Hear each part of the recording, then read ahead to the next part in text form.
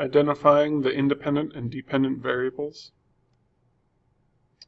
So when you are reading a situation for a function and trying to determine which is the independent and dependent variables, what you have to do is think about which variable could change without the other one changing.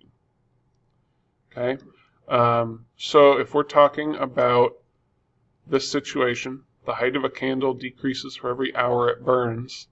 The height of that candle is not going to change unless we have time changing.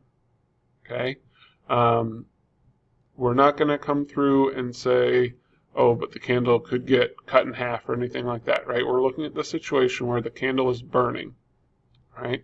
So if it's burning, if the height is decreasing, it's only going to happen when time changes. Now, could time go by without the candle height changing? Yeah, the candle might not be lit. The candle might have burnt out, so the candle's at 0 height now, okay, but time is still going to go on.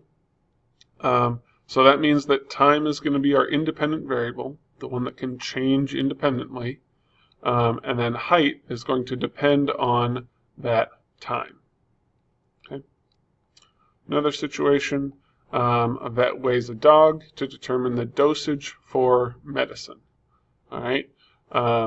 So what has to happen? Well, to figure out the dosage, the vet has to weigh the dog. Okay. We can't figure out